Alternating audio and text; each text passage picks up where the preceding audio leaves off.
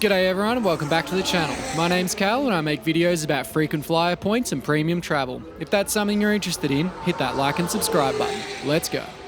Welcome to the pristine Terminal 3 of Singapore's Changi Airport, where today we'll be taking a quick 4-hour trip on board a Singapore Airlines 787-10 Dreamliner in their regionally configured business class. For my Aussie friends, this seat is similar, if not the same, as what you may get flying in and out of Singapore from Brisbane, Adelaide and Perth on their 787s and A350s. This flight costs around 3,000 Australian dollars, but I certainly didn't pay that, so stick around till the end to find out what I did pay. Flying business class with Singapore Airlines, you have access to this huge business class only check-in area with barely a single line to be seen. We walk straight up to the check-in counter, our bags are swiftly away down the belt, and we head towards customs, business class boarding passes in hand.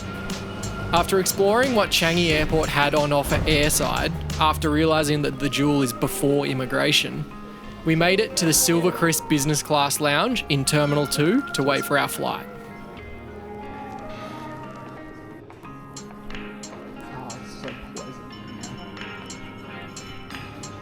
The lounge has a large self-serve buffet area with a mix of Eastern and Western dishes at breakfast time, as well as self-serve chilled drinks and machine coffee. Interesting that they opted not to have a barista station.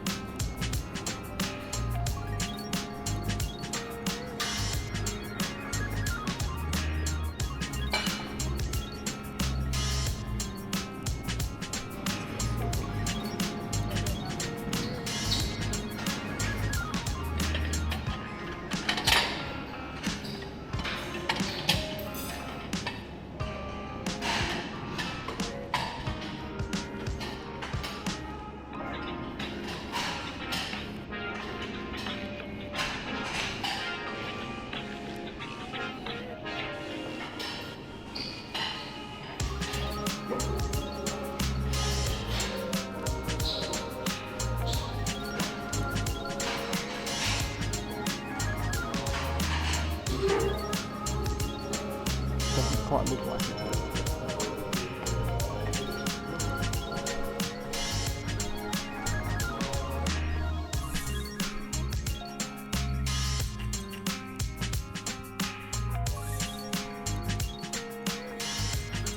Overall, the lounge was a little underwhelming.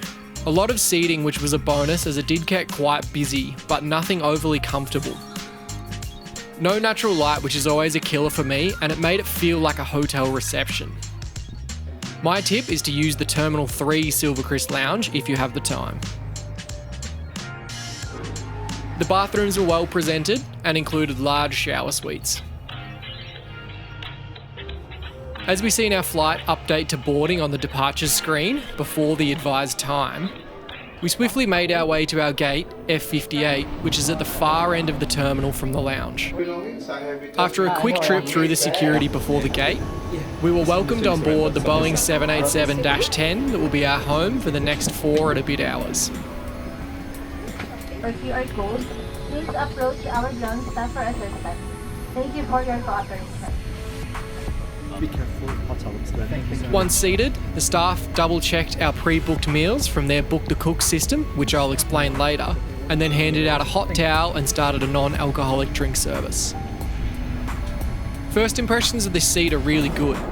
It's obviously a lot smaller than our previous experience on the A350 with the long-range configuration. Click the banner now at the top if you want to see what that's like. But these seats feel a lot cozier and more private. Maybe that's a nice way of saying small, but I had no problem with the legroom or shoulder restriction. The soft padding surrounding the seat does a good job of adding a sense of comfort and space. In terms of seat selection, if you're travelling alone, you certainly want one of the even-numbered window seats, which are further from the aisle and feel a lot more private. If you're travelling with someone and you aren't fazed about window views, choose one of the odd-numbered centre rows, which are side by side and away from the aisle. We selected 11A and 12A, which is actually row 1 and 2, when we booked this flight over 6 months prior, but when we checked in, Joanna had been moved to 12D for some reason. In front of you is a large touchscreen entertainment system. Below that is your tray table that slides towards you and folds out. Under that is a footwell and footrest, as well as a small compartment below for personal items that fit my backpack. Beside that is the literature pocket, which is rather beat up and tattered. To your right on the console is your seat control touch buttons, as well as the call bell, do not disturb, and lighting controls. Under there is the large entertainment remote and a headphone port. Further down is this large padded armrest that, with some struggle, can be dropped down to increase the seat width. The top console has a large storage compartment containing the provided noise-cancelling headphones, menu, 2 USB power outlets, and a universal power socket. My door was very worn and hard to close. Next to that is your headphone hook and slide-out mirror. The left of the seat has another armrest that can be folded down with some struggle to increase the seat and bed width. Over your shoulder, there are 3 reading lights at different angles for upright, relaxed, and bed mode. The adjustable headrest does its job too.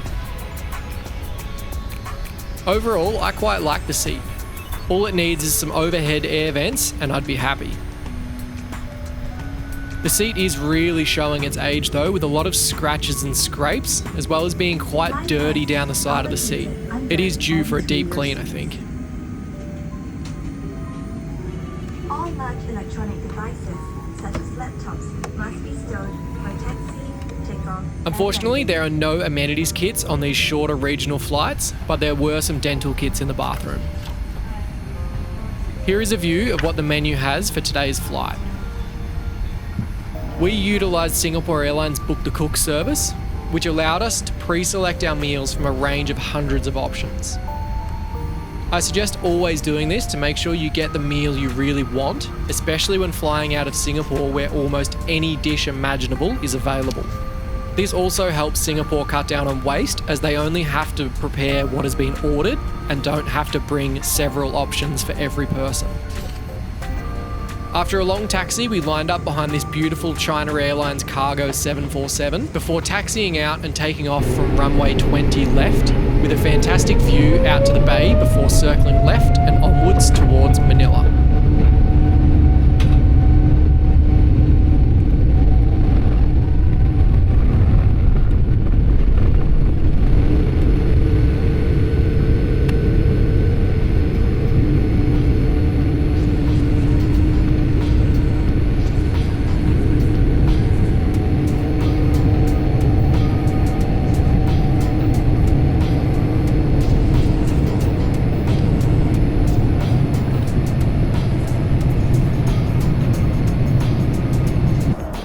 After a turbulence-related delay, the service started off with a delicious hot salmon salad washed down with a SilverKris sling.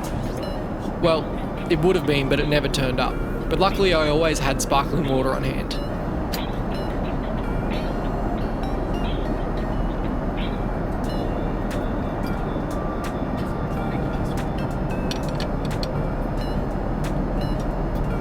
After the appetizer, I received my Book the Cook main meal, which looked a lot different to what I had pictured.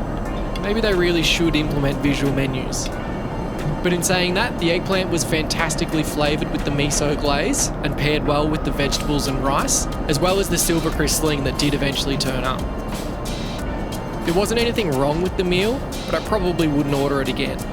What I did then have was massive food envy over Joanna's wonton noodles. Shortly after that, dessert was offered.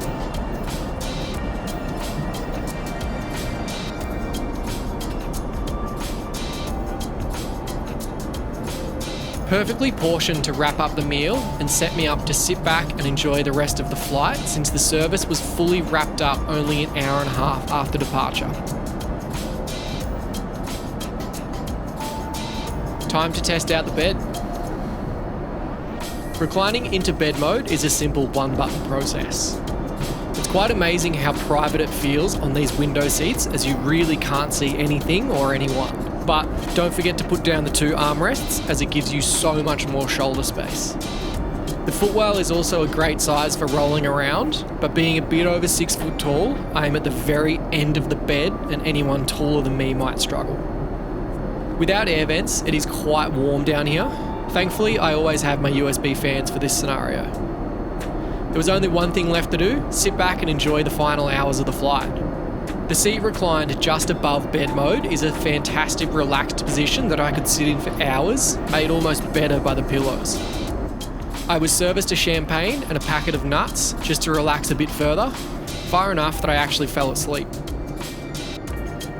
One touching part of the service that's worth mentioning is that after I was served that champagne, I only drank a few mouthfuls before falling asleep. When the flight attendant woke me to prepare for landing, she apologised profusely for taking it away, as she knew it had gotten warm since I'd fallen asleep.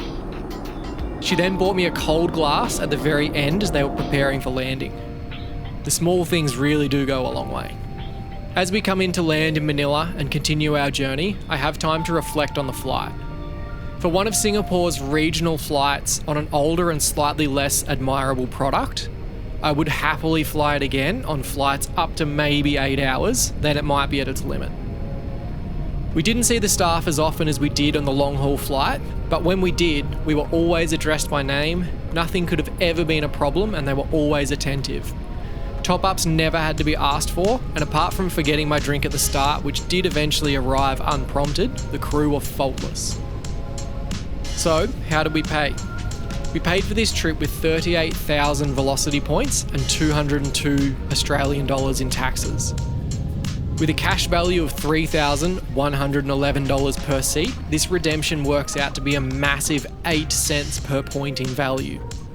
For more information on how to value your points, how to earn more, or how to spend them, check out the other videos on my channel. If you made it this far, don't forget to like the video and subscribe to the channel, but until next time, see you at the pointy end.